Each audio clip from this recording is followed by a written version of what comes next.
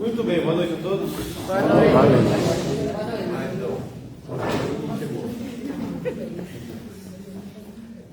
Antes de mais nada, após um dia de reflexão, alguém tem mais alguma dúvida? Alguém quer começar por perguntas? Sério, mesmo? Alguém tem pergunta? Eu vou começar. Pode. A Sueli. Então, eu comecei hoje, conversei com ele o dia todo, só que daí entra uma outra situação, daí você fica na dúvida. Quem já conversou? Mas não, o dia inteiro fiquei atrás dele. A Sueli, escolhe alguém melhor para conversar. Tá bom. Ó, Só se for Jesus. no que o senhor falou ontem, no que você falou ontem, aonde, assim, onde entra o milagre? Porque você falou assim, Jesus, ele sabe tudo o que vai acontecer com a gente. Então, um exemplo, eu vou fazer uma oração, como você explicou ontem, eu vou fazer uma oração para aquela pessoa que está doente, mas eu vou rezar para que seja feita a vontade de Deus, correto? Então, aí entra essas coisas que o dia a dia, que você ouve os padres falarem e tal. Através de uma bênção, através de uma ida, que nem ela foi o exemplo da Aparecida do Norte, Canção Nova, ele foi até lá e conseguiu o milagre. A pessoa usa o termo milagre. Aí a minha reflexão pensando assim, então isso não foi um milagre. Foi. Então, mas isso Deus já tinha escrito que ia ser um milagre? Sim. A questão é a seguinte, a gente chama de milagre quando Deus altera o funcionamento natural das coisas. Tá. Então, por exemplo, não é natural para o ser humano e na nossa condição atual, decaídos pelo pecado, se eu perder uma perna, a perna cresce de novo. Não é natural. Agora, Deus pode fazer ela crescer de novo. Ele pode alterar essa lei, essa regra natural. Agora, a questão é, de novo, para ele, a decisão dele, ele sempre já tinha decidido fazer isso. Óbvio. Agora, foi por meio da intercessão, da sua oração, que ele quis conceder essa graça. Entendeu? Então, tá explicado. Mas é milagre. Mas é milagre. Então é isso, vocês Que entenderam? arrastava multidões. É só pensar em São Dionísio, na França. O que aconteceu com São Dionísio, chamado São Denis? Cortaram a cabeça dele. Deus permitiu e ele andou quantos quilômetros de cabeça? Segurando a cabeça. Não lembro os 20 quilômetros. Ele andou até onde hoje é a igreja que ele está sepultado. Ele andou com ela louvando. Segurando a cabeça. E o povo seguindo. A própria cabeça. Uma imagem feia. Então, você pode mudar, assim, através de todo esse processo, a sua história. A sua história. Então, você Não, porque a sua história está pronta ainda aqui. Entendeu? Ela só está na mente de Deus. E quem vai realizar sou eu. Então, É Deus, mas vai realizar em você. Não, ele vai precisar de mim para realizar. Certo? Sim, ele Porque vai te usar, ele vai te conduzir. Vai ser por meio de você. Porém, respeitando sua liberdade. Respeitando a sua liberdade. Você pode errar ou acertar. É que é assim, vamos lá, de novo.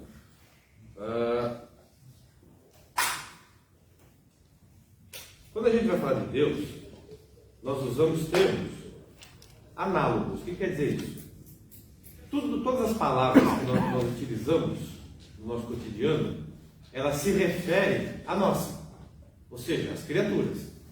Então, nenhum termo ele descreve exatamente como Deus é. Ele é sempre aproximativo, certo? O que não significa que nós não entendamos como ele seja.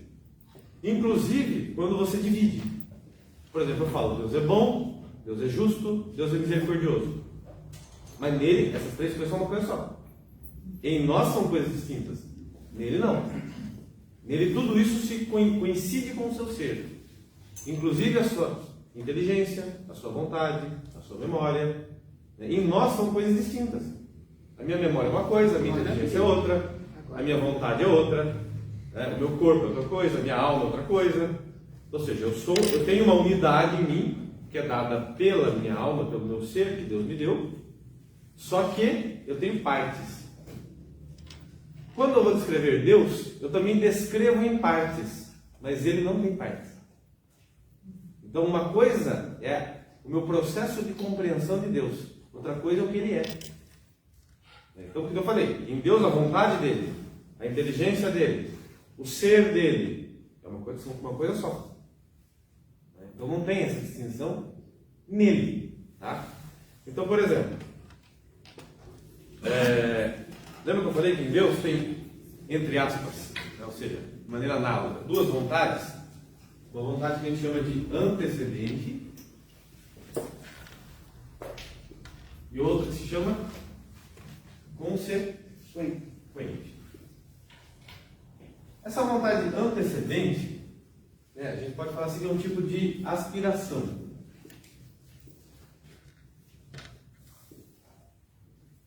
É o seguinte, essa vontade aqui, principalmente quando diz respeito às criaturas racionais, ou seja, nós e os anjos, tanto os anjos santos quanto os anjos caídos.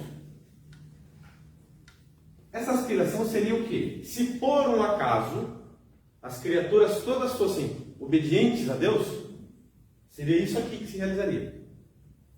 É nesse sentido, por exemplo, que se fala na Bíblia que Deus deseja a salvação de todos.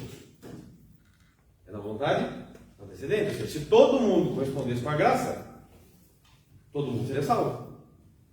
Quer dizer o quê? Que ele não nega a salvação como alguém que eu vou dar para você não foi para tocar. Não é assim.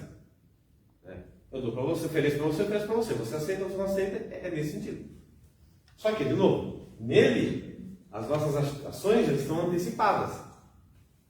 Então a vontade consequente é o que ele determina.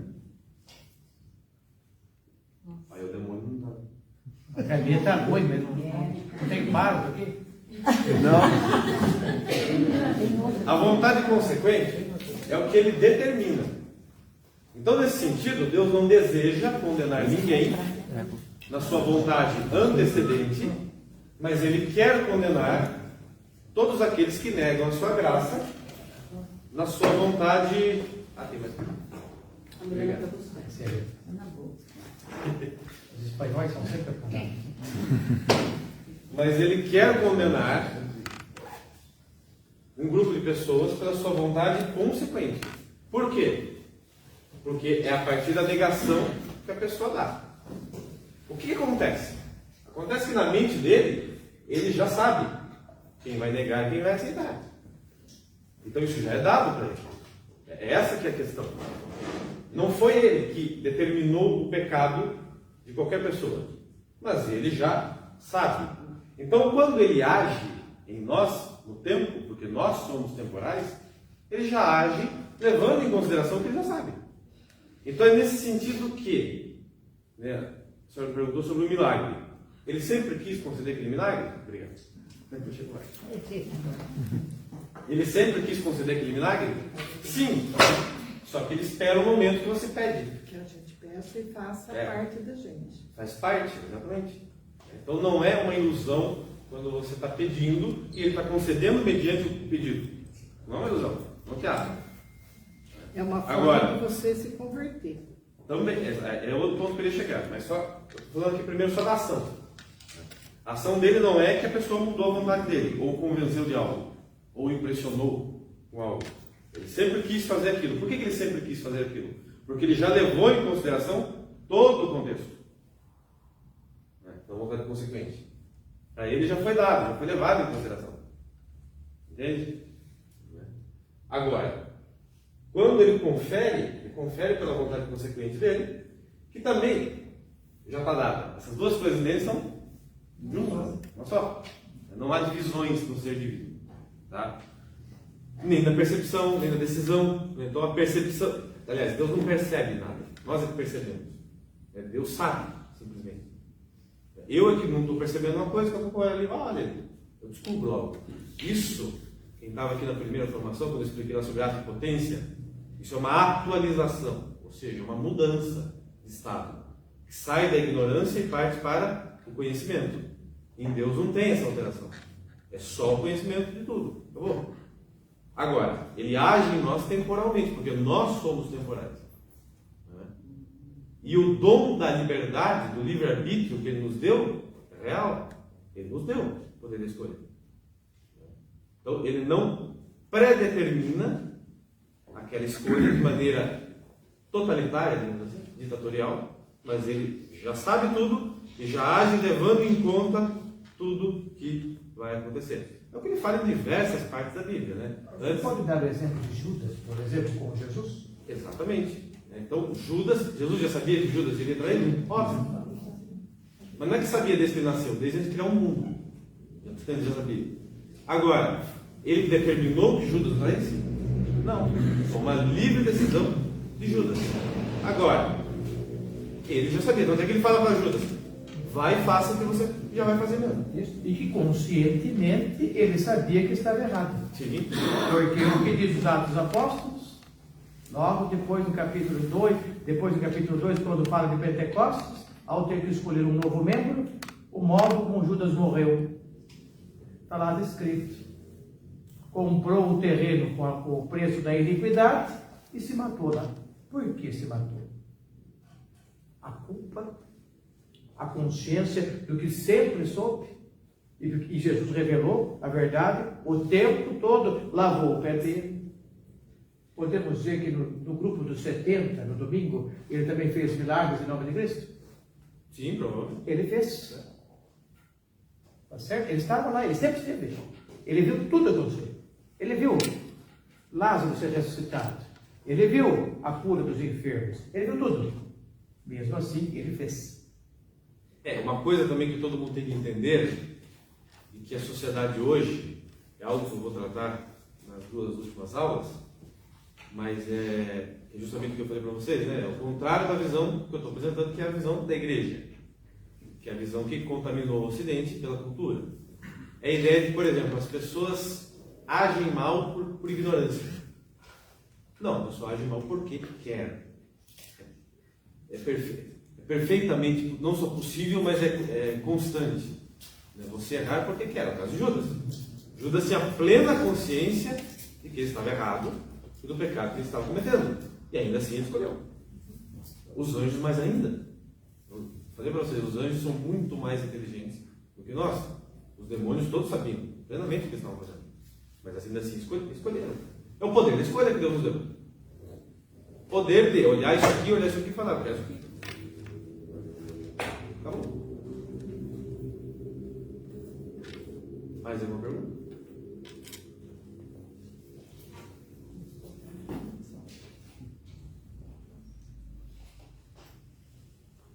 Não? E assim nós entendemos as profecias. Né? Por exemplo, o Apocalipse, que é toda a profecia do fim do mundo. Né? É justamente porque Deus está vendo o fim do mundo. Não é que nem nós. Não estamos vendo o fim do mundo. E ele vê. É por isso que ele pode anunciar. Ou as profecias do profeta Isaías, falavam sobre Jesus, né? Seu rosto será desfigurado, arrancarão sua barba, lhe darão cusparadas, etc. E tal. Por que o profeta Isaías está falando isso? Porque Deus estava vendo aquilo e revelou a ele. Agora, foi Deus que determinou que cada um ali cuspisse em Jesus, ou arrancasse a barba dele? Não. É a decisão de cada um.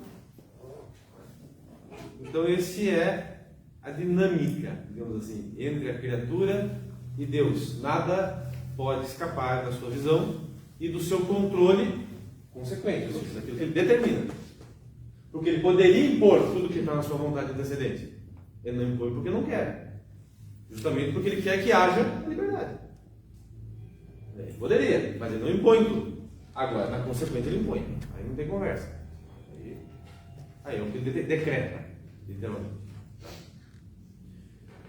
Nisso entra também, já vou falar já do juízo final, mas entra também a própria redenção de Cristo. Vejam, quando estourou o cisma protestante, no século XVI, começaram a surgir várias divergências, porque é lógico, né? Não dá para você tentar interpretar a Bíblia sozinho, porque o próprio texto dá margem a diversas interpretações. É impossível, fora da tradição da igreja. Então, o que cada grupo protestante fez? Cada um criou sua tradição, com base em si. E houve existem, né, duas grandes vertentes protestantes, que são os calvinistas e os arminianos. Os calvinistas começaram a falar assim: o negócio é o seguinte, Jesus morreu na cruz, e aí ele escolheu um tanto de gente para salvar, e essas pessoas foram salvas por ele lá na cruz, e já nascem salvas e acabou. Aí vieram os arminianos e falaram, não é assim. Com o sacrifício de Jesus, ele tornou as pessoas salváveis. Antes era impossível a salvação, agora elas são salváveis, e aí quem age de acordo com a vontade dele se salva, e quem não age não se salva. E aí o que a igreja respondeu? Quem está certo? Nenhum dos dois. De novo, é a falta de compreensão de quem é Deus. Ou melhor, os dois estão errados e os dois têm parcelas de verdade. Na cruz, Jesus de fato só salvou o salvo. Então, de fato, o sacrifício da cruz de Jesus não é por todos, é pelo grupo dos eleitos.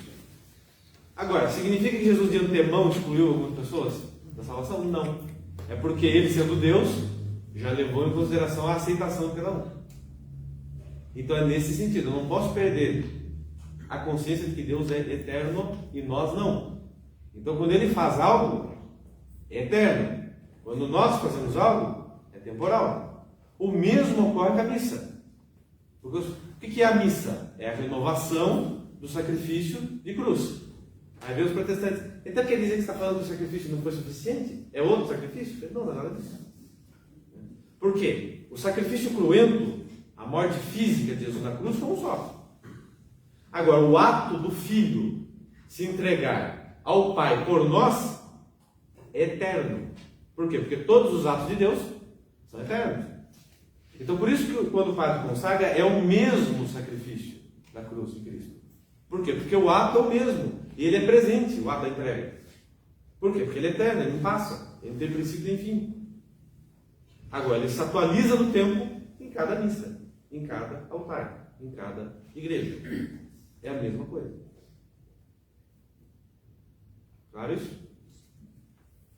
Então, é assim que age, é assim que se dá a salvação. Então não é que ele tornou as pessoas salváveis, ou já salvou de antemão. Mas ele, de fato, é pelo sacrifício dele que a salvação se dá. Mas, como ele é eterno, já levando em consideração a aceitação ou a negação individual de cada um que vai nascer ainda até o fim do mundo. E ponto final. A história humana, ela vai acabar. A mentalidade pagã, ela tem duas opiniões, digamos assim. Uma é de que tudo vai se extinguir, o universo vai acabar, e aí o ser humano vai entrar em extinção, como qualquer outra espécie animal, e vai acabar tudo e acabou tudo. E outra que acredita nos ciclos. Tudo vai se repetir. E até o eterno retorno, ou o eterno retorno de padrões, e assim vai. O que Deus nos revela? É que não é uma coisa nem outra. A história humana, ela tem um princípio, ela tem um ápice, que é a encarnação, morte e ressurreição de Jesus, e depois ela caminha para o seu fim, que é chamado dia da parousia, ou dia do juízo final. Então, tudo vai se encaminhar. Ok? Nota de rodapé. Nunca é demais reforçar isso. Nunca haverá uma sociedade perfeita ou extinção dos males humanos até o dia do juízo final. Então, por isso, se vocês ouvirem algum professor intelectual, filósofo, ou qualquer pessoa que seja, falando que estamos tentando criar a sociedade justa, queima essa pessoa porque ela é louca, ela está querendo poder, ela está querendo ajuntar poder e vai transformar a sociedade no inferno, e não no céu. Porque não se torna céu na terra. Porque na terra é isso aqui, dá para melhorar, dá para mitigar. É que nem a medicina. A medicina faz o quê? Nos cura de maneira temporal. Mas ela evita a morte? Não. É a mesma coisa. Então, a humanidade caminhará para o seu fim, só que não o fim no sentido de extinção, é a interrupção da história. Ou seja, quando as sociedades humanas vão deixar de existir, tal qual nós conhecemos hoje, e a reprodução humana também vai acabar. Ou seja, Deus voltará, é a segunda vinda de Jesus. Jesus irá voltar não mais como submisso à lei, um homem entre os demais, mas ele voltará como rei, no seu trono, impondo tudo e julgando tudo. Ele vai interromper então a ordem natural das coisas. E aí é o que eu falei. Todo mundo que estiver vivo vai morrer. Naquele instante. E todo mundo, os que acabaram de morrer e todos os que já morreram, vão ressuscitar. Inclusive os que já estavam no céu e os que já estão no inferno. Vai todo mundo ressuscitar, e o purgatório também. O purgatório vai deixar de existir, porque vai findar o seu tempo, assim como o mundo aqui. Então a igreja combatente, que somos nós, na terra, e a igreja padecente, que é a igreja do purgatório, vai cessar. E aí Deus julgará aqueles que estavam vivos na época e aqueles que já foram julgados, que já estão no céu e no inferno. Eles serão julgados agora da perspectiva coletiva. O que quer dizer isso? No juízo particular é o nosso juízo. Quando eu morro, Deus vai me julgar e vai dar o meu destino eterno. No juízo final, Jesus irá julgar a história. Ou seja, é aquilo que é dito na Bíblia também. Nada do que foi oculto permanecerá oculto. Tudo será colocado à mostra. Então, por exemplo, imagina assim. Quantas pessoas, por exemplo, não morreram com má fama, mas que eram inocentes? E ao contrário, quantas pessoas que morreram com boa fama, mas eram culpadas? O que Jesus vai fazer no dia do juízo final? Revelar tudo. Vai ser tudo tirado. Tudo vai ser esclarecido. Os mistérios que nós não sabemos. Quanto tempo passou desde a criação do mundo até o surgimento do homem. Tudo isso será esclarecido. Ou seja, tudo. Os desígnios de Deus. Né? Então, por exemplo, alguns deles vão sendo revelados ao longo do tempo. Mas todos serão revelados no juízo final. Então, por exemplo, quando Deus pediu para Abraão sacrificar o filho dele, Isaac. Aí ele foi lá. Não, antes do sacrifício, Deus não interrompeu. Abraão não entendeu direito por que Deus mandou fazer aquilo. Quando que foi esclarecido o porquê daquilo? Só quando Jesus veio. Por quê? Porque a finalidade de Deus ali era testar a fé de Abraão, para Abraão. Antes alguém pergunta, mas Deus não sabia que Abraão ia fazer? Já, mas Abraão não sabia. É para ele. É ele testar a fé dele. E para que aquilo servisse de uma prefiguração de Cristo. Porque quem é Cristo? É o Filho que é dado em sacrifício pelo Pai. Ou seja, Isaac é uma prefiguração de Jesus, é uma imagem. Então aquilo ali é uma preparação catequética da vinda do Messias, dentre tantas, como tudo no Antigo Testamento. Tudo no Antigo Testamento é a preparação para a vinda do Messias. Assim como o maná é a prefiguração da Eucaristia, o sacrifício de Melquisedeque é uma prefiguração da Eucaristia e tantas outras coisas. Então, isso que ele fez com Abraão só nos ficou claro após a vinda de Jesus. O que Deus estava querendo fazer. E tem muita coisa que acontece hoje que nós não entendemos. Por que Deus está permitindo isso? Mas no juízo final, ficará claro. Por que ele está agindo desta maneira e não da outra? Por que ele está encaminhando as coisas desse lado e não pelo outro? Por que ele está permitindo isso e não está permitindo aquilo? Por que tem hora que faz um milagre e tem hora que não faz? Isso será esclarecido. Então, o juízo final é um grande esclarecimento, como eu falei. E o encerramento, como eu falei, da ordem natural das coisas. Ou seja, não vai mais ter reprodução humana. O número dos eleitos estará completo. Inclusive, o juízo final vai acontecer exatamente quando o último que vai nascer, que vai aceitar a Deus, que vai para o céu, tiver nascido. A partir daquele momento, a humanidade não teria mais sentido de existir. É aí que Deus irá destruir o mundo. Quando vai ser, ninguém sabe. Nós não sabemos. Deus fala nos sinais, mas também, mesmo reconhecendo os sinais, não dá para estipular tempo. Porque ainda que haja os sinais, mas quanto tempo vai demorar do último sinal até de fato a vida de Cristo? Ninguém sabe. Tá? O fato é que ele irá ocorrer. Okay? Alguns teólogos especulam, dentre eles o próprio Santo Agostinho, o próprio São Tomás, que o número dos eleitos, ou seja, o número daqueles que serão salvos, que estarão nos céus, será igual ao número de anjos que caíram. Ou seja, para que cada ser humano salvo substitua cada anjo que caiu. É uma hipótese teológica muito respeitável.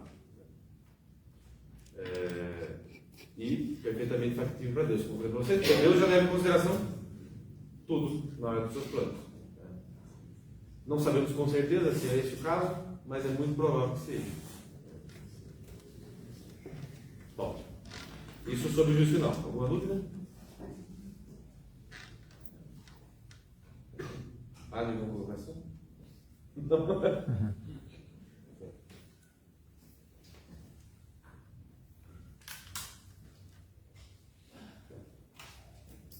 Muito bem.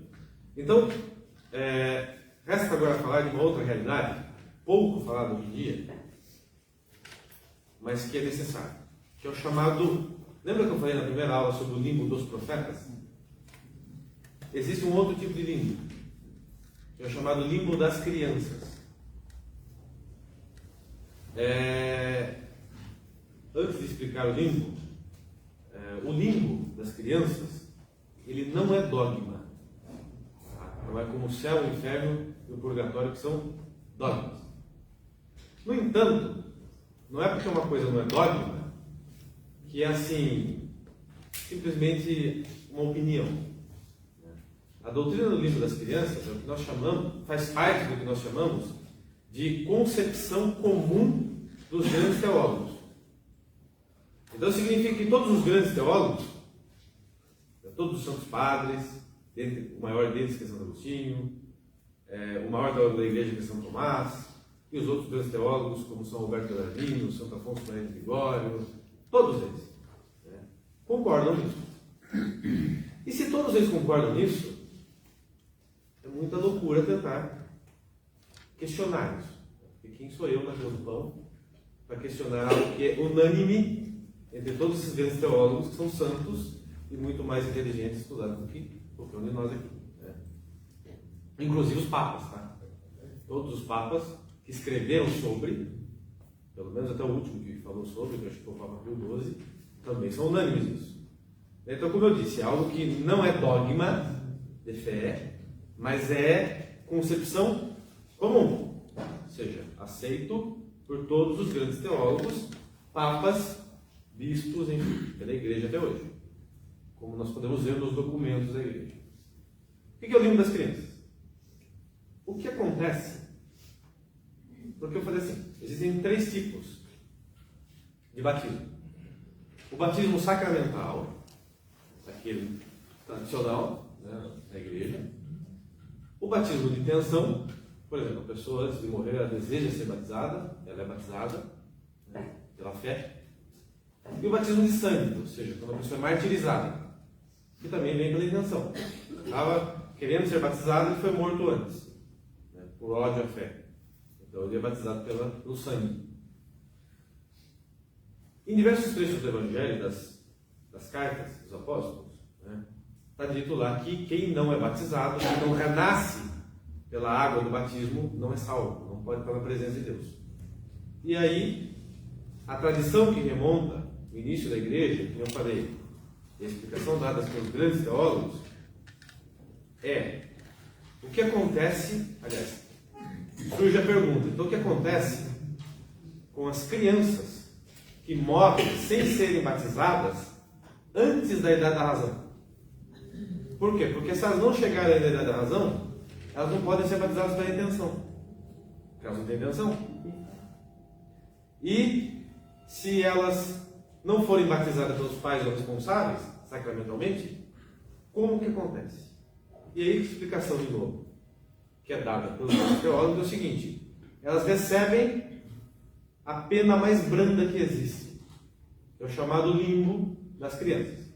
O que é o limbo das crianças? A palavra limbo não tem nada a ver com lugar fantasmagórico, né? O que é o limbo? É um lugar entre aspas, né? É um lugar, pode colocar assim, onde as almas dessas crianças vão, que não é o céu, ou seja, não é a presença, eles não têm a visão beatífica de Deus, mas eles não têm sofrimento algum, e não só não têm sofrimento, mas eles têm a plenitude da felicidade natural. O que quer dizer isso? Lembra que eu falei que a alma, separada do corpo, ela anseia por Deus? No inferno, no purgatório e no céu ela está unida? A alma dessas crianças, como elas nunca foram batizadas e elas nunca chegaram ainda da razão, elas não anseiam por Deus. Então, ou seja, a separação delas com Deus não causa sofrimento nenhum para essas almas. Elas não são puras porque elas têm o pecado original, mas elas não têm nenhuma má intenção nelas, que elas tomaram. E elas não foi criado nelas o desejo de Deus, pelo batismo. Então elas não têm sofrimento nenhum pela separação de Deus. E eles têm a plenitude da felicidade natural. Ou seja, é como viver aqui na Terra sem nenhum problema. Imagine, sem doença, sem velhice, sem gente ruim. Eu tento criar algumas imagens para explicar o limbo, né? Imagina o melhor hotel do mundo, na Suíça, enfim, e sem problema nenhum, sem gente ruim, sem nada. Nada aqui. Ou seja, eles estão muito bem. Muito bem. Muito melhor que nós. Muito melhor que a pessoa mais rica do mundo. Muito bem. E como eu falei, eles só não têm a visão beatífica de Deus. Mas como a visão beatífica, como o desejo dela não foi criado neles, eles não têm nenhum problema com isso. Ou seja, pela ausência. Eles sabem que Deus existe, eles têm a presença de Deus, mas não a presença de Deus face a face. E eles são extremamente gratos a Deus por estarem protegidos dos demônios, do pecado e do risco da condenação. Porque todo mundo que está aqui está arriscando ir para o inferno. Eles não. Eles estão totalmente protegidos por Deus. É isso que diz essa concepção comum, como eu falei, dos grandes teólogos e de quase todos os papas e bispos antigos da igreja. Tá? É o limbo das crianças. E como eu falei, a visão beatífica no céu é algo muito além de qualquer merecimento humano. Então eles já estão recebendo ali um prêmio grátis, vamos dizer assim, né? Que já é mais do que eles merecem. Então não tem, como posso dizer, injustiça nenhuma. Deus não pode cometer injustiça com as criaturas, até porque não deve nada para as criaturas. Porém, na hora do juízo final, encontrar-se-ão face a face. Não. Segundo a doutrina dos... Eles vão ressuscitar também, mas nunca estarão no céu, ou seja, Não ter sido batizados. por não ter sido batizados. Por exemplo, os santos inocentes. Mas o santo inocente foi uma graça especial. Porque como eles morreram por Jesus, aí Deus deu uma graça especial a eles e os batizou pelo sangue. Então aí é uma graça especial. Agora os que não foram mártires, né, no caso deles, eles vão ter sempre a felicidade natural, protegidos do mal. Porque não é um castigo. Não é um castigo, é só... Eles não anseiam porque também não precisam. Como nós. A Professor, consciência do batismo. mesmo os abortados, Porque eles nunca foram batizados. Por isso o aborto também é um crime tão grande. É um pecado gigantesco. É um assassinato do próprio filho. Agora, quando a criança é batizada, pelo mérito dos pais, ela é admitida na visão beatífica, direto. O mesmo se aplica aos deficientes que não têm consciência, mas são batizados. Os que não têm consciência, os que não são batizados, também eles são como crianças. Então vão para o limbo. Agora, os que são batizados, direto para o céu. É por isso que Deus instituiu o batismo. Agora, Deus pode abrir uma exceção aqui ou ali? Claro, Ele é Deus. Agora, nós não sabemos quais são as exceções, todas as exceções. Né? Agora, esta é a regra geral, que permanece a menos que haja a exceção. Como é o caso dos santos inocentes mártires. Mas, como eu falei de novo, né? Não tem nada de ruim acontecendo com eles. Estão muito melhor. É a Terra 2.0, né? Vamos dizer assim. Não há nada de errado. Mesmo então essas crianças, elas nasceram, ou nem chegaram a nascer, foram mortas, mas Deus previu, Deus quis isso. Mesmo não estando nem no céu, nem no inferno, nem no purgatório.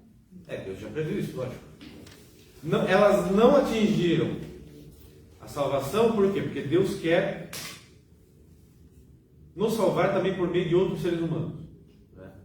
Então, elas morrem por uma ação, pode ser uma doença, por exemplo, né? Agora, Deus previu, lógico, que autorizou isso, mas como eu falei, eles não sofrem nada, né? Pelo contrário, eles estão bem felizes, né? Agora, como eu falei, o céu é algo muito alto, é algo que ninguém merece. Então, como é que é o trecho do Evangelho de João? Acaso não posso fazer o que quero com o que me foi dado? Ah, o final lá, o apêndice, quando Pedro pergunta sobre João, né? E este Senhor, o que vai ser dele? E a resposta de Jesus: se eu quero que ele permaneça, o que você tem com isso? Ai, que é a parte que eu mais gosto aqui. Exatamente, porque Deus não nos deve satisfação. Então, ou seja, e como eu falei, a visão beatífica é um prêmio tão alto que assim, eu nem consigo querê-la, sem que Deus me conceda o desejo de querê-la, né? Então, se Ele exclui alguns e não dá castigo nenhum, Ele não comete injustiça nenhuma. No caso de crianças que já atingiram a idade da razão e não foram batizadas pelos seus pais, Aí elas 10, 12, 13 anos. Aí elas podem ser batizadas pela intenção, como eu falei. Mas se os pais não têm a intenção de ser batizados? Não, elas, a criança, se ela já tem idade da razão, ela já tem intenção. Então ela já pode desejar. Agora, aí ela já é responsável, né, por si. Mas é difícil você imaginar isso, né? Porque nós somos católicos. Então imagina uma criança que não é católica, ela vai seguir os pais, né? E ela vai ser... Mas é aí que está. Mas há de se prever a razão na eternidade. Lembre-se que quando se trata do eterno, a consciência que você concebe é da plenitude, não é mais da condição limitada do tempo e do espaço. Então, portanto, a verdade que você observa, porque tem razão, sua consciência te leva a conhecer a verdade, faz a escolha certa. É mais difícil para eles que para a gente, né? Nós aqui na Terra vamos sempre penar para tomar a decisão certa. Exatamente. Procurar a religião, pelo menos a gente já está na religião certa.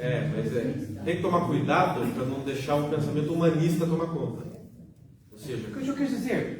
o pensamento humanista é achar que de alguma forma Deus deve algo para nós. Ou de alguma forma nós somos o centro. O centro é Ele, né? E como eu falei, Ele distribui os dons da maneira como Ele quer, porque são dele. E como eu disse, uma vez que elas estão felizes e bem, e sequer sofrem pela perda daquilo que elas nunca tiveram, não há nenhum tipo de crueldade de Deus em relação a elas. E se Ele dá mais para uma do que para outra, é dele. Como eu falei. O professor quis dizer que nossa sociedade atual está contaminada por esses princípios? Totalmente. Como, por exemplo, o princípio democrático, né? O princípio democrático é uma ilusão, achar que o querer de cada um tem o mesmo peso ou muda algo na realidade. O que eu quero não muda nada na realidade. Na realidade é o que é. Então, o único querer que se identifica com a realidade é o de Deus, não nós. Então é isso que nós temos que criar a consciência, ainda que possa demorar um pouco, né? Demande muita reflexão. Certa vez, lendo sobre a questão do batismo e do limbo das crianças, a pessoa que falou explicava que se a criança, ou natimorto ou aborto espontâneo, no caso, acontece um casal católico que tinha firme intenção de batizar essa criança é considerada batizada para a igreja e ela está salva. Segundo a posição dos grandes teólogos, não. O batismo precisa se concretizar. Quando li a respeito, isso era uma das explicações. Que o casal Alguns católico- especulam isso, Sim. mas não é a posição dos grandes. Tá? Acho que era interessante, voltando na questão da criança que já atingiu a idade da razão, levantar uma hipótese, né? Uma hipótese que é real. Por exemplo, dos índios ou qualquer povo que não tenha tido acesso aos meios de evangelização. Né? Esses povos não tinham meios de chegar à fé e, portanto, não tinham reconhecido a doutrina. A ignorância deles não é culpável. Então, creio que se aplicaria da mesma forma, né? Como seria o juízo nesse sentido? É uma pergunta que muitos fazem há séculos, né? E aqueles povos que viviam em situação de ignorância invencível, ou seja, os índios aqui antes da chegada dos portugueses nunca ouviram falar de Jesus, nem tinha como. Né? Como que se dá a salvação deles? E a resposta é, lembra que eu falei que tem coisa que só no juízo final nós entenderemos? É uma delas. Ou seja, não dá para saber com certeza. Mas existem duas grandes hipóteses e que alguns acreditam, e eu vejo muito sentido nisso, que as duas podem existir, inclusive, coexistir. A primeira hipótese é a da justificação pela lei natural. O que quer dizer isso? Então, suponha um índio que viveu aqui no século XIII, né? 200 anos antes da chegada, 300 anos antes da chegada dos europeus. Se aquele índio vivia de acordo com a lei natural, que todo mundo é capaz de conhecer, ou seja, o básico, certo e errado, que é basicamente os 10 mandamentos, né? Se ele vivia a despeito dos costumes da cultura dele, e nós temos provas históricas de pessoas que fizeram isso, dá um exemplo, é o próprio Sócrates, filósofo grego, que foi condenado à morte justamente por dizer que a sociedade dele estava errada, o comportamento da sociedade dele. Então, se ele viveu de acordo com a lei natural, ele é salvo por Deus por ter vivido de acordo com a lei natural. Ou seja, quando ele morre, Deus o batiza, o admite na presença, não como um santo, mas como um salvo, não um eleito. Esta é a primeira hipótese. A segunda hipótese, que é de São Tomás, ninguém mais, ninguém menos que ele fala algo muito interessante. Ele fala assim: onde há uma pessoa que sinceramente quer viver a lei natural, é porque ela sinceramente busca a verdade. E se ela sinceramente busca a verdade, ela busca Deus. E se ela busca Deus sinceramente, Deus se revela a ela de alguma forma. Ou mandando um missionário para catequizá-la, ou fazendo um milagre. Nota de rodapé. Há muitos casos, tá? Por exemplo, aqui no Brasil é muito pouco ensinado. Mas quando os portugueses chegaram de hoje à Bahia, eles encontraram cruzes. É por isso que deu o nome de terra de Veracruz. E eles falaram assim para os índios, para alguns índios: mas o que é essa cruz aí? Aí eles falavam que, olha, há muito tempo apareceu um homem aqui de branco que falou que viriam alguns homens do mar e trariam a verdadeira religião e nós a reconheceríamos pela cruz. Ou seja, é possível. Então, num lugar que nunca ninguém, não houve nenhum milagre, nenhum missionário, é porque ali ninguém ficou a Deus. O que também é perfeitamente possível. Vocês lembram que no dilúvio, só a família do Noé prestava. Ninguém mais ficava a Deus. Então é perfeitamente possível. Então essas duas hipóteses são possíveis, e como eu falei, é possível também que aconteça das duas formas. É possível que tanto Deus salve pela lei natural, quanto em alguns casos ele faça milagre e se revele de alguma forma. Aconteceu na África também um menino lá no meio do nada, de uma tribo lá pagã, e Jesus apareceu para ele. Jesus apareceu, batizou e falou assim: você vai andar não sei quantos quilômetros, você vai chegar na igreja, vai falar com o padre o que aconteceu, e vai pedir para ser catequizado e batizado de novo lá com água. E ele fez isso, está relatado no livro dele. Então, como eu falei, essas duas coisas são possíveis. É possível que seja só de um jeito, é possível que seja só de outro jeito. E é possível também que haja uma terceira coisa que nós não saibamos. E com certeza ninguém sabe. O fato é, Deus revelou um caminho seguro para a salvação. Ele instituiu, melhor, não só revelou, que é a igreja. Então ninguém está autorizado a querer um caminho de fora. Ainda que Deus possa ter outro caminho. Porque Ele é Deus. Agora, eu não posso falar assim: não quero ser católico, porque eu quero que Deus me faça um milagre para mim. Aí você está fazendo o que Jesus fala, tentando a Deus. Ele revelou o caminho e aquilo lá que tem que fazer. Né? Como há casos, por exemplo, eu conversava com o padre hoje, né, são domingos. Por exemplo, Deus instituiu da seguinte forma, que eu tenho que me arrepender de todos os meus pecados mortais antes da minha morte. Do contrário, eu vou ser condenado. Só que tem Deus faz algumas exceções. Por exemplo, ocorreu na Itália, no século XII, enquanto São Domingos de Gusmão, que é o fundador da ordem dominicana, era espanhol, mas que andava pela Europa toda, pregando. Aconteceu o caso de uma mulher que era muito devota da Virgem Maria. E ela rezava o rosário todo santo dia. E todo santo dia ela pedia para Deus para que não deixasse ela morrer no pecado, que ela tivesse a chance de se arrepender. Pois bem, aconteceu. Lá um dia ela cometeu um pecado grave, mortal. Não fala qual que é, mas ela cometeu um pecado mortal, ou em pensamento, alguma coisa assim. E aí nesse mesmo dia apareceu um bandido que a estuprou e cortou a cabeça dela. E jogou o corpo dela e a cabeça num poço. Só que pela devoção que ela tinha, Deus ficou com pena, vamos dizer assim, e concedeu um milagre a ela. A Virgem Maria apareceu para São Domingos, estava perto, e falou assim: tem uma serva minha que foi muito devota, com duas situações, mas o meu filho a preservou da morte. Ela está lá naquele poço, com a cabeça cortada, vai estar viva. Vá lá e atenda a confissão dela. Ele foi, andou não sei quantos quilômetros, chegou lá, chegou diante do poço, um anjo veio, trouxe a cabeça dela, o São Domingos, ela se confessou, ele deu a absolvição, ela morreu e foi para o... Ou seja, Deus quis dar para ela uma chance a mais.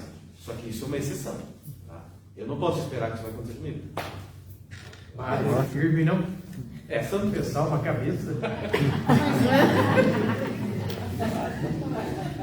Mas então, se você tem esse pecado mortal e o padre vai até mim, aí eu já venho com minhas perguntas, daí ele me absolve, automaticamente eu estou livre dos meus pecados? Sim. Se você se arrependeu e confessou, está livre. Está livre da pena eterna, né? Sim, da pena eterna. Está livre. Todo mundo que se confessa com honestidade, né, e recebe a absolvição, está livre. Porque outro dia tem um senhor, né, lá no asilo, que a enfermeira pediu para mim buscar o padre. Eu levei lá e ele morreu na noite. No outro dia eu sonhei com ele e ele me agradecendo. Aí nós não vamos conseguir juntar aí, o caso. daí o que você vai entender nisso, né? Que realmente ele estava precisando. Tenha fé. Tenha fé, apoie-se em Jesus e confie no que Jesus está fazendo. Ele recebeu a graça do perdão. Exatamente. Então, Agora, voltando ao caso da lei natural, eu tenho uma pergunta, mas vou comentar uma outra coisa antes. Então, vocês perceberam por que a igreja, então, não demorou para definir uma coisa sobre os índios e depois sobre os escravos negros? Qual era a missão dela? Batizar todos. Sempre os batizou. Desesperadamente os batizou. Porque são mistérios até hoje indefinidos. Mas é definido a missão da igreja. Tem alma. Se tem alma, então a igreja não tardou. Você vai ler o livro de história, eles vão, com uma visão comunista, traduzir de outra forma. Foi o jeito que a igreja encontrou para alienar todos e conduzi-los à escravidão. Pode dizer o quanto quiserem, mas a igreja nunca negou o seu serviço. Ela foi e batizou todos. exatamente. Todos. Obrigava os donos de escravos a batizar os escravos, e o quanto pôde das tribos do que teve acesso, batizou-os. E até os domesticou para poderem ser cristãos. Lembrando aqui o cacique de Viriçá, em São Paulo, que foi um auxiliador da comunidade cristã. Tanto que seu corpo está sepultado na Catedral da Sé. Então, bem entendido, tudo isso daí faz parte do plano de Deus também. A lei natural. Falamos do índio e a propensão de escolher o bem e o mal, porque é próprio da natureza da alma. A alma foi criada por Deus, não importa quem seja. Eu me lembro que o Padre Tanquerei falava sobre os dois modos como Deus age. Pela virtude, que é como se fosse, em palavras mais simples, um empurrão de Deus, para que você consiga conquistar a graça, ou pelos dons do Espírito, para aqueles que não conseguem pela virtude, o que seja a maioria. Isto entra na ideia da lei natural e o básico que, por exemplo, os índios faziam entre escolher bem e mal. Exatamente, é a capacidade de escolher o bem e o mal humana. Então, por exemplo, tudo que está na lei natural, nós conseguimos aprender sem a revelação divina. Eu não consigo aprender é o que está na lei divina revelada. Aquilo que justamente é necessário para a salvação da alma de quem conhece. Com certeza a lei divina. Então, por exemplo, está na lei natural que matar o inocente é errado. Acabou? Ah, mas eu nasci numa tribo que mata inocente. Essa tribo está errada e todo mundo ali sabe sim. Mas é conivente com eu porque tem medo da maioria. Ou roubar a propriedade privada do outro, que ele conquistou com o trabalho dele, com a herança dele, aquilo que é próprio dele. Também, levantar falso testemunho. Todo mundo sabe que é errado. Ou seja, eu estou falsificando algo do outro. Como pode ter boa intenção nisso? Então, tudo isso, honrar seu pai e sua mãe, criar seus filhos. Então, tudo isso que é básico está na lei natural. O que não está na lei natural? Que eu preciso me batizar, que eu preciso ir à missa, que eu preciso ter virtudes extras, não só ser justo com o outro, mas amar o outro como a mim mesmo. Então, essas coisas que são sobrenaturais, por quê? Porque eu não consigo desenvolver sozinho, sem a ajuda da graça, isso não está na lei natural. Agora, tudo que está na lei natural, nós somos obrigados a cumprir, enquanto ser humano. Não é nem enquanto cristão ou católico. Só um complemento também, que eu me lembrei, o senhor comentou do seu nome de Deus, e acho que para dar um exemplo histórico, o pessoal vê que realmente você chega à verdade através do conhecimento da lei natural. Tem um capítulo de Sócrates, 400 anos antes de Cristo, em que ele faz uma análise se existisse um homem totalmente justo. Platão. Se existe um homem totalmente justo. E ele pensa como esse homem iria morrer. E aí ele narra que ele seria espancado, surrado, humilhado e por fim posto numa cruz. Exatamente. Ou seja, Platão, séculos antes de Cristo, já previa nesse sentido que um homem totalmente justo seria morto dessa forma por conta da sociedade humana que é corrupta. E aí é interessante que durante, a gente vê nas cartas paulinas, que existia na Grécia um altar a um Deus sem nome, a um Deus desconhecido. Inclusive, Paulo utiliza isso daí para converter os gregos, porque eles, buscando a verdade, já sabiam que existia um Deus que era único e etc. Só que eles não sabiam nomeá-lo, não sabiam quem era. Exatamente. Então, dá para chegar ao conhecimento da verdade, dos 10 mandamentos, na sua base, pelo menos, através da boa vontade. E os gregos são prova real disso. Exatamente. Platão fala isso no segundo livro da República.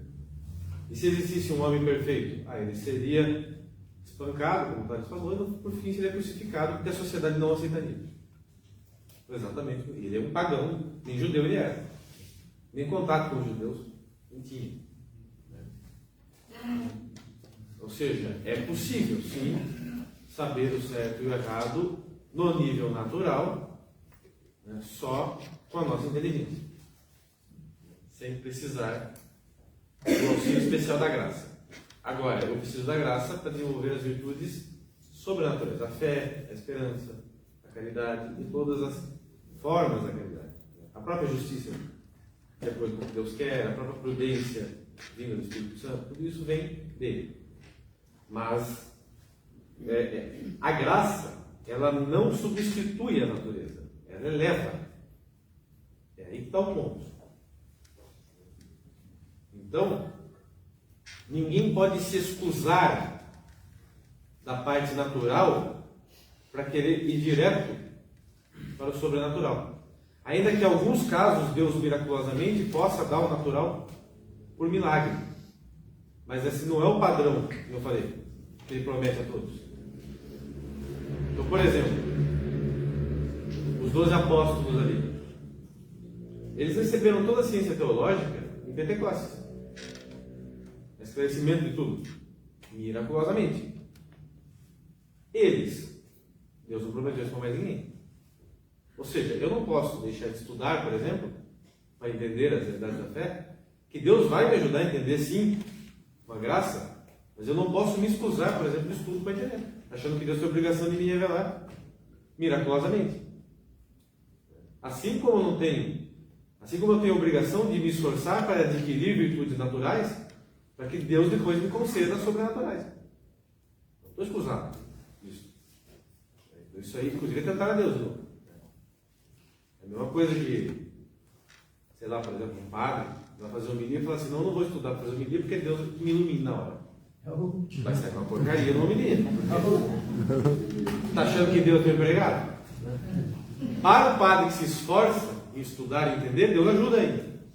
Ele revela mais. Agora, quem se esforça, Deus não ajuda. Então é a mesma coisa, para tudo. Então, E para catequista, então? O catequista, imagina? Vou lá só no impulso que eu faço todo ano. Todos nós que ensinamos temos uma responsabilidade de buscar conhecer melhor o que ensina, óbvio. Por quê? Porque você está lidando com coisa muito séria. Assim como um médico não pode simplesmente querer praticar medicina sem estudar muito bem o corpo humano. Como é que eu vou querer ensinar, catequizar alguém sem ter um conhecimento bom daquilo? Então, é uma obrigação de todos os que... Na verdade, é uma obrigação de todo católico. Né? Claro que não é todo católico que tem a obrigação de ser teólogo, mas o básico da nossa doutrina, todo mundo tem a obrigação de saber. É o que São Tomás chama de pecado por negligência, por exemplo. A ignorância vencível, ela é pecado. E é por isso que Jesus chama os judeus de ignorantes. O original em grego é equivalente a burro. Ou seja, Jesus chama as pessoas de burro, bando de burro. Por que ele está chamando aquelas pessoas de burro, de burras? Porque elas poderiam saber e não sabem por preguiça ou por vaidade. Elas se negam a saber. Então aquilo que você não sabe que você tinha condições de buscar, Deus vai te cobrar. É aquele caso, a pessoa passou a vida inteira na igreja e ela não sabe que pecado mortal não pode comungar. Aí a pessoa fala assim, mas eu não sabia. Mas você tem obrigação de buscar saber. Você abriu pelo menos o catecismo, foi perguntar para alguém como é que as condições para comungar, etc. e tal. Então ainda que ela não saiba, ela está errando feio. Por quê? Porque ela não pode não saber isso. Ela não é deficiente. Só lembrar lá do rico opulento na chama, manda lá, ainda é opulento mesmo, porque ele fala, manda Lázaro. Manda. Lázaro é mais pobre, manda ele. Manda Lázaro voltar e avisar meus irmãos, para que não venham para o mesmo lugar que eu. Que resposta que ele levou? Eles têm Moisés e as Escrituras que os escutem. Exatamente. Se não vão buscar o conhecimento, não merece. Então assim, enquanto você está vivo e lúcido, Deus está te dando chance. Eu não tenho garantia nenhuma que amanhã eu vou continuar tendo. Hoje eu tenho. É por isso que Santo Expedito, quando decidiu se converter, Santo Expedito é retratado com um uniforme de soldado romano ainda. Por quê? Porque ele queria se converter e o demônio apareceu para ele em forma de corvo, falando, deixa para amanhã. Ele pisou na goela do corpo hoje. E ele morreu no dia. Se tivesse deixado para amanhã, não tinha dado tempo. É um caso também de um homem que ele levava uma vida promíscua e aí ele resolveu se converter. Ele falou, não, vou para o inferno. Ele resolveu ouvir o padre na toraca dele, que sempre pregava contra, e falou, eu vou me converter. E aí ele estava indo, literalmente, para se confessar. Ele falou assim, não, vou fazer uma despedida do pecado primeiro. Ele resolveu passar no bordel antes de ir para a igreja. O que aconteceu? Infarto. No meio do ato. E aí? Ou seja, não conclui o ato, bem feito. Nem isso ele conseguiu. lembra, você falou de humanismo, lembra aquela frase de Maquiavel, antes de morrer? Como é que é mesmo?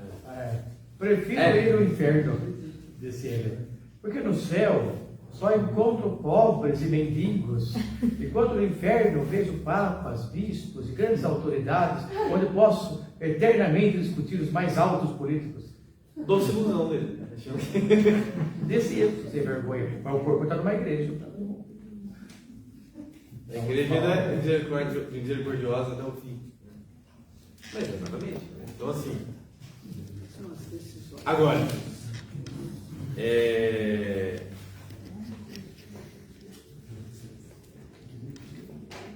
eu vou, na aula da sexta, vou dedicar a arte do bem morrer.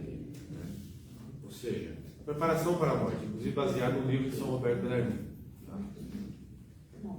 Mas já falando um pouco sobre isso, o cristão, ele tem que cobrar o máximo de si e ser o máximo possível benevolente com o outro. Que é exatamente o contrário da nossa tendência. A nossa tendência é o quê? Ser benevolente consigo mesmo e ser rigoroso com o outro. Deus manda fazer exatamente o contrário. Exatamente o contrário. Ou seja, sempre ser benevolente. Tem até um outro santo que eu acho que é aquele de Porto Maurício, Leonardo Porto Maurício. Se eu não me engano, é dele essa fala. Que o segredo para viver corretamente a fé é para com Deus, ter um coração de menino. Para com os outros, ter um coração de mãe. E para consigo mesmo, ter um coração de juiz. Se você consegue fazer isso, você se sente rico. Ai, que bonito. Escreva. Pode repetir? Para com Deus, um coração de menino. Fala, para com Deus. Coração no sentido de atitude. Inocente, humilde. Para quem depois? Para com os outros, um coração de mãe. Olha lá. Ou seja, que a tudo perdoa, tudo acolhe e quer ajudar em tudo. E para consigo mesmo, coração de juiz. Ou seja, que se cobra, né? Que se policia, que não é autoindulgente, não dá desculpa.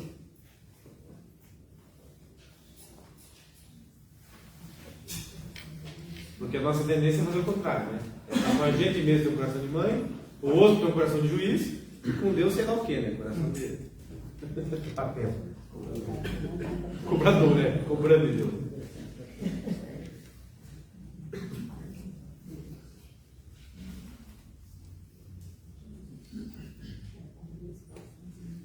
Coração de menino, por quê? Diante de Deus é a total dependência. É como um menino que depende do pai para tudo, para se vestir, para comer, para proteger, para se aquecer, para tudo. Então, com Deus, eu sou um menino, ou seja, eu não sou nada. Eu peço aí tudo, perdão, tudo. Com o próximo, mãe. E consigo mesmo, juiz, ou seja, julgando o que se faz. Então, apliquem isso para tudo. Então, por exemplo, o sofrimento é um meio de purificação. Para mim. Para o outro, eu tento evitar o máximo possível o sofrimento dele.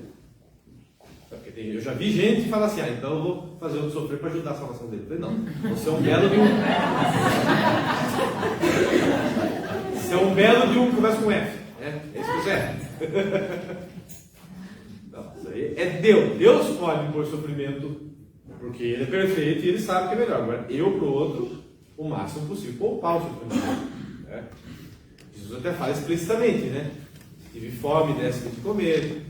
Tive sede, desse de beber. Tive preso, fosse me visitar, e etc. E é agir dessa forma de maneira natural, espontânea. Não é assim, vou fazer agora um bem aqui, nossa, para ver se eu ganho crédito com Deus. Não, tente assim, para fazer o outro melhor, né? Para fazer um bem mesmo pelo outro. Se eu não consigo no início, faça a obediência dele. Que daí Deus vai dando amor ao próximo também. Esse é o segredo, porque muitas vezes nós temos um coração tão duro para certas coisas que eu não quero. Eu não quero melhorar. Eu não quero ajudar o outro. Eu não estou nem aí. Não me afeta sofrimento do outro, mas então faça por obediência. Que daí Deus dá o amor. Que nem rezar. Mas quem é que tem vontade de rezar naturalmente? Já tentaram fazer uma criança rezar? Prefere se contorce, dá a cabeça na parede, porque ninguém nasce com vontade de rezar.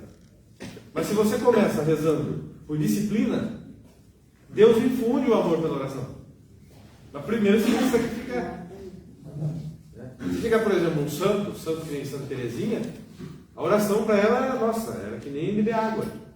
Mas por quê? Porque no início ela penou.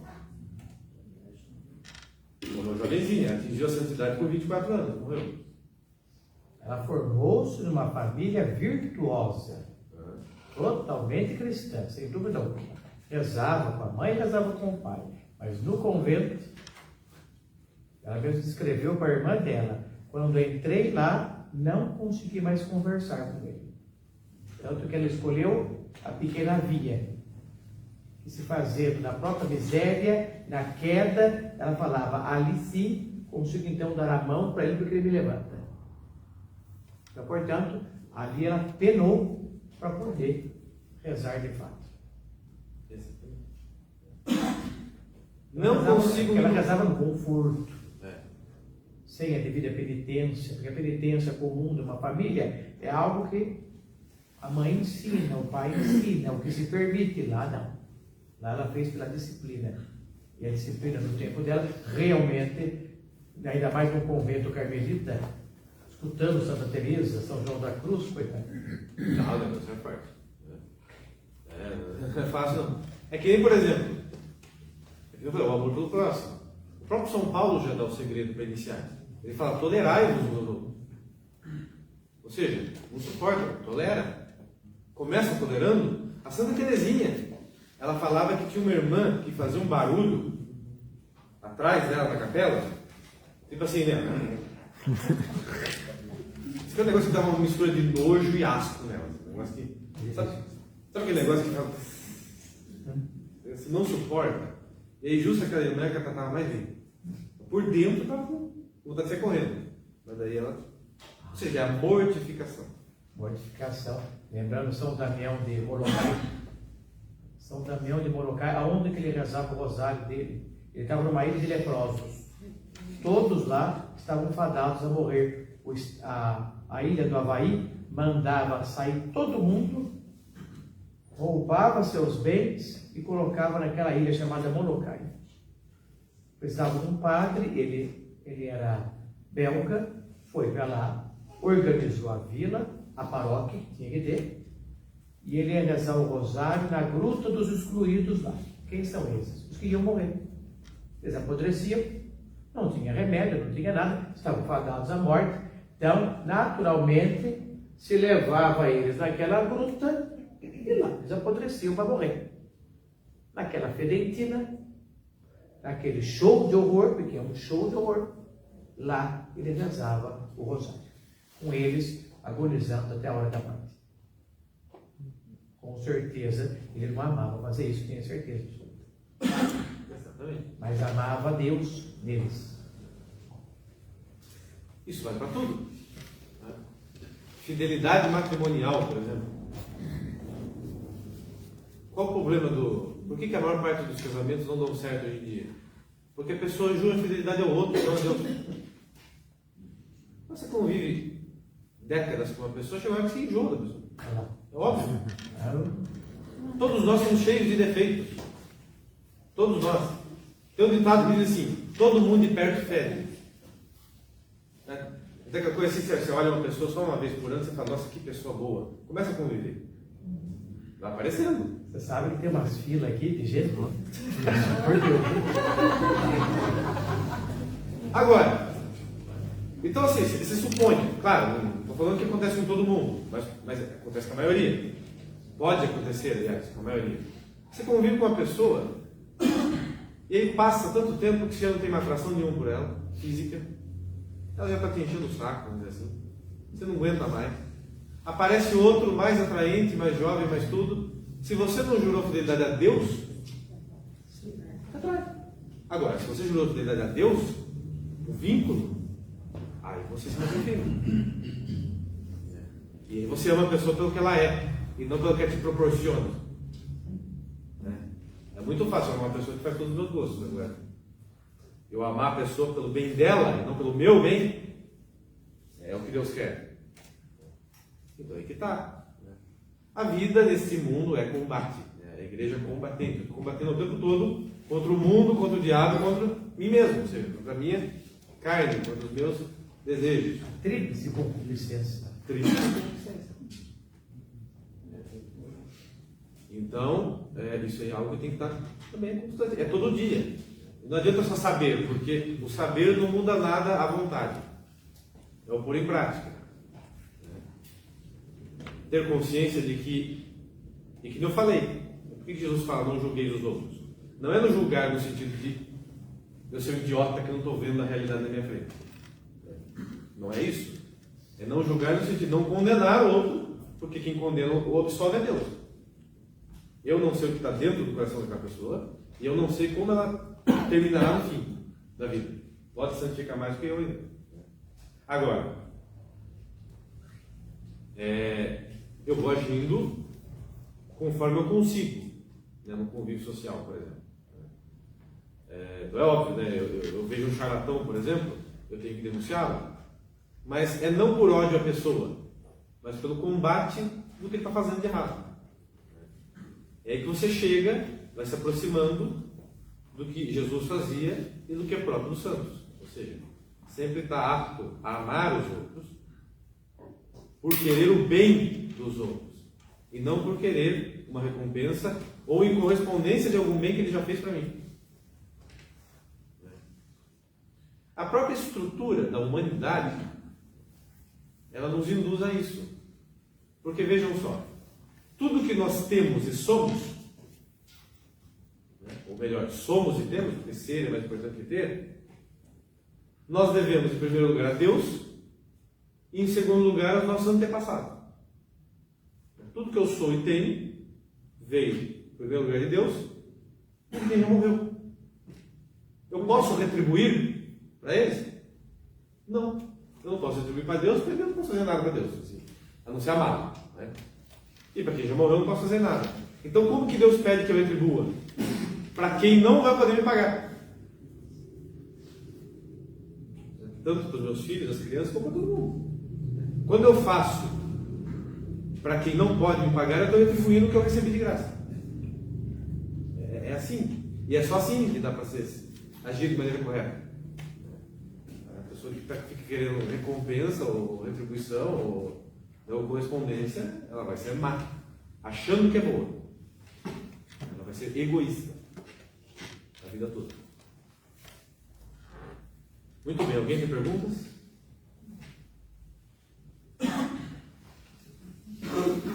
Nossa, nem parece a classe que eu ouvi dizer ontem.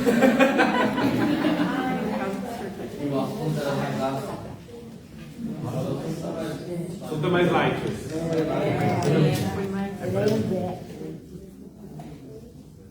Estamos fazendo um apanhado geral do que nós vimos até agora. Morte, separação da alma com o corpo, em função do castigo que Deus nos deu pelo pecado original. É também a oportunidade de nos apegarmos de tudo que não leva a Ele, porque perderemos tudo. Juízo particular, onde é definido nosso destino eterno. Salvação ou condenação. E, se for a salvação, você vai passar ou não pelo purgatório. Maioria absoluta passa pelo purgatório, pessoal. Depois, quem é condenado, inferno.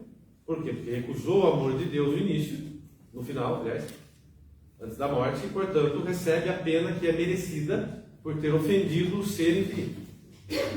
É Deus, perfeito e infinito. Quem é absolvido não porque merece, mas porque quis reatar com Deus e Deus deu o perdão. E aí, precisa se purificar antes do purgatório, senão se santificou em vida. Vai entrar puro na morada de Deus, na presença de Deus. E aqueles que são salvos, são admitidos na presença de Deus, recebem a visão beatífica, ou seja, a satisfação completa de todos os nossos desejos, de todo o nosso intelecto e de toda a nossa vontade, além do convívio entre os santos. juízo final, Deus ressuscitará todo mundo, a nossa substância recuperará a sua integridade e ele julgará a história. E o limbo é para aqueles que não tiveram oportunidade de serem batizados pela redenção ou sacramentalmente, mas que são preservados de todo o sofrimento, de toda a culpa, de todo o pecado. E que também completa o quadro perfeito da criação. Ou seja, aqueles que têm o máximo lugar de honra, aqueles que têm um lugar normal, que é o que merece o ser humano bom, que é quem está no limbo, e aqueles que foram perversos recebem a justiça divina. E aí completa-se o quadro perfeito da criação, como um mosaico, como literalmente um vaso, com seus elementos. Então a criação toda chega à sua perfeição, ao seu bem maior, chegará após o juízo final. E aí nós entenderemos que tudo o que aconteceu, por incrível que pareça, aconteceu da melhor forma possível. É isso. Se alguém tiver mais uma pergunta, pode fazer. E quem causou a nossa redenção? O próprio Deus na pessoa de Cristo. Que é quem nos uniu de volta a Ele, e é por meio dele, é o que o Padre fala no final de cada oração eucarística. Por Ele, com Ele e nele. Tudo é feito, operado por Ele, com Ele e nele, que é o Logos Divino, que é a imagem perfeita do Pai, que é o intelecto de Deus. E não se esqueçam, vocês estão pedindo para que aconteça o quanto antes. Toda missa, vocês pedem 20 segundos. Estamos dispostos em cada missa dizendo 20. Exatamente. Pode vir. É algo também que mereceria Morramos com ele. Algo que merece com ele. uma grande reflexão é: cada vez que eu respondo algo na missa, ou qualquer oração, eu estou realmente tendo a intenção de responder aquilo? Vinde, Senhor Jesus, por quê? Então pressupõe que eu estou preparado e que Ele venha. Porque é muito melhor que Ele venha do que o mundo do jeito que está. Óbvio. Então, nós esperamos ansiosamente a segunda vinda de Jesus. Não, o apóstolo Paulo, carta aos Romanos, até a natureza geme como em dores de parto.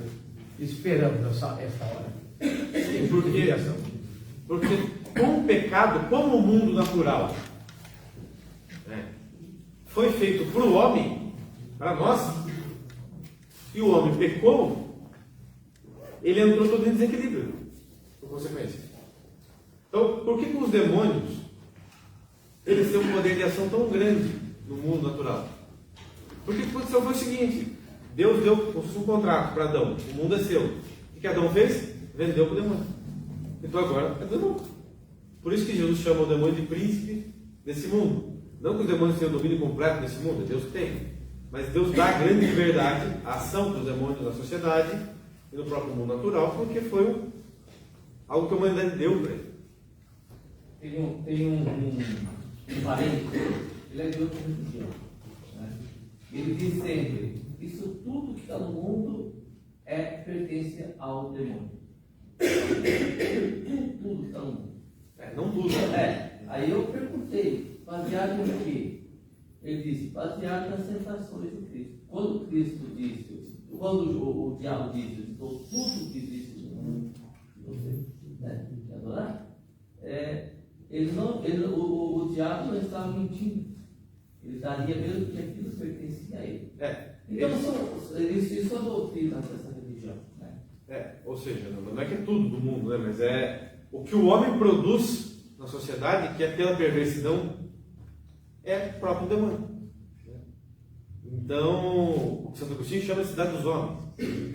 Ou seja, tudo que o homem constrói sem pensar em levar os outros homens à salvação é obra do demônio. Que a maioria das obras humanas, puramente humanas. Qual é o governante que para e pensa assim: vamos pensar em Deus? Ou grande empresário, ou grande militar. Começando aquele pequeno vídeo que vimos sobre daqui 3 anos a inteligência artificial. Toda a proposta que existe futura é de total dominação. Ou seja, o que parece ser cíclico, na verdade é próprio do egocentrismo e do orgulho, aonde o homem se deifica por conta. O homem quer se tornar Deus. E tudo que o homem faz desprezando a Deus, não só o que ele faz de má intenção mesmo, mas qualquer coisa que ele faz desconsiderando a Deus, já não é Deus. Tá certo, isso aqui. Porque tem gente que acredita, eu vou falar disso mais amanhã, né? Tem gente que acredita que dá para você ser neutro. Não vou agradar nem Deus nem demônio. Não vou agradar. Não. Se você não agrada a Deus, você já está agradando demônio, meu filho. Não tem meio termo.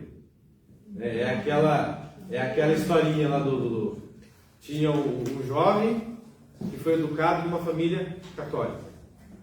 E aí tinha um muro. E aí de um lado tinha o povo de Deus, do outro lado tinha o povo do demônio. E ele decidiu andar em cima do muro para tentar olhar e decidir o que ele queria. E aí o povo do lado de Deus chamando para ele descer do muro. E o povo do lado do demônio quer. Aí ele falou assim: por que o pessoal daqui está me chamando e vocês não? Aí o demônio que estava liderando falou: porque o muro é meu. Ou seja, já está do meu lado. Você entrou em conflito. Será que eu faço certo ou errado? Você está errado. É complicado. Eu não sei qual também que estamos vendo lá. Alguém poderoso, antes de morrer, foi perguntado se ele renunciava ao demônio e tudo mais. Ele falou: não, agora não é a hora de eu fazer inimigos. Não me isso. É neutro, né? Eu não sei como vou, então, portanto, eu não quero ser inimigos. Mas não tem. Como é que é? Tem uma outra piada que é mais ou menos assim também, não lembro direito, mas estavam vários líderes e o próprio demônio, assim. E cada um dando a sua opinião, dando a sua posição. Aí chegou a vez do demônio, eu sou Deus. Ou seja, a neutralidade é demoníaca. Tem que ter lado. Você está do lado de Deus ou você não está. Não tem como estar neutro. Os mortos serão vomitados.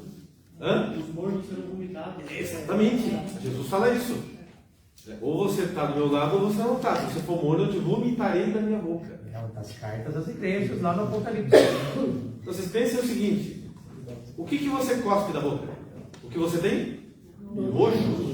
Ou seja, Deus tem nojo de quem é morto, de quem é neutro, de quem é. Né? Sabe que a pessoa sonsa? Não sei. Sabe aquele sorriso amarelo? Não sei. Está falando o maior absurdo do mundo do lado dela. Ela não quer desagradar. Não sei. Será? Então, assim,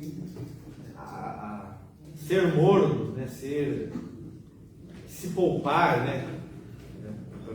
Para tentar não fazer o certo, para se poupar de medo do que vai acontecer. Isso aí é a pior coisa que existe. Pior do que ser ruim mesmo. Porque o que é ruim mesmo, ele tem mais chance de conversão. Quando o cara assume de fato o mal, pelo menos força ele tem. Então, para ele virar a chave, vamos dizer assim, é mais fácil do que quando a pessoa é morta. E tem muitos caras. São Paulo não era mal a ponto de matar cristão. Quando virou chave, toda aquela violência dele foi pro lado bom. Agora, o cara que não tem força, ele fica. É uma água morna, né? Uma salada de chuchu. Não vai. Não desce nada. Não é ruim nem bom. Salada de chuchu não é ruim nem bom, né? A pior ofensa que existe é você chamar a pessoa de chuchu. Só me chama de Giló. Me chama de chuchu. Deve ser amargo porque não ser nada, né? Não tem coisa nada. Bom, gente, então amanhã voltaremos aqui e falaremos então da visão contrária, que está muito encalacrada na mente de todos, porque fomos formados nessa visão que todo mundo que nasceu aqui depois de 1950 e tem gente aqui, né? Todo mundo aqui nasceu depois de 1950. Foi formado com uma mentalidade que tem muita coisa errada na cabeça, muita coisa anti-católica na cabeça, e que gera uma resistência. Por quê? Porque acha que quando ouve algo da doutrina da igreja, aquilo é mal, porque foi ensinado que é mal, está viciado naquilo, tá? Sente aquilo e precisa ter a docilidade interior de não todos os que estão vivos vão morrer. Aham. Esses que vão morrer nessa hora, eles não vão nem para o purgatório, nada? Não. Ou vai ter um tempo assim que na nossa concepção não vai ter um tempo, mas para Deus ele vai pagar lá os pecados do Não. purgatório? Quem estiver vivo no dia do juízo e for ser salvo de Deus, vai ter se purificado pela grande tribulação Aqui mesmo. aqui na terra. Tá. Ou seja, a situação vai estar tão ruim aqui que vai ser parecido com o purgatório. De tão ruim. Você falou que o purgatório é de 100 anos assim, suave, né? Então, quem morre na hora vai ser uma bênção, né? Mas vai passar pela tribulação. Seria os 3 dias? Não. 3 dias é uma outra profecia antes do juízo final. Ou seja, vai ser purificado pela grande tribulação. Ou seja, a situação vai ficar tão ruim no mundo que é o que o próprio Jesus fala, né? Quando o Filho do Homem retornar, encontrará fé sobre a terra. Claro que ele sabe, mas é uma provocação para nós. Ou seja, porque a igreja vai se eclipsar de tal modo. A igreja, ela é a imagem de Cristo.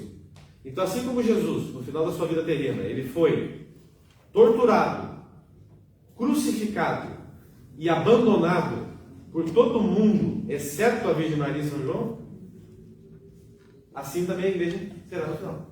Ou seja, ela vai ser tão diminuída, torturada, espizinhada, diminuída que vai aparecer quando Jesus morreu. Então, chega. E aí quando tudo parecer perdido, assim como Jesus ressuscitou, ele vem, acaba com a brincadeira. Mas esse é o destino. Então, assim. É a missão da própria igreja. Ela já sabe que ela tem um fim, é Cristo. Começou nele, voltará para ele. E é por isso que Jesus fala: não tem mais, eu venci o mundo. Ou seja, porque existem momentos na nossa vida e existirá um momento na sociedade. Existem e existirá momentos na sociedade em que dá a impressão que o mal venceu. Ou seja, não tem mais. Mas isso é só um barulho do mal, porque Deus está no controle. Ele vai pegar os maus e torná-lo escabelo debaixo dos seus pés. Bom?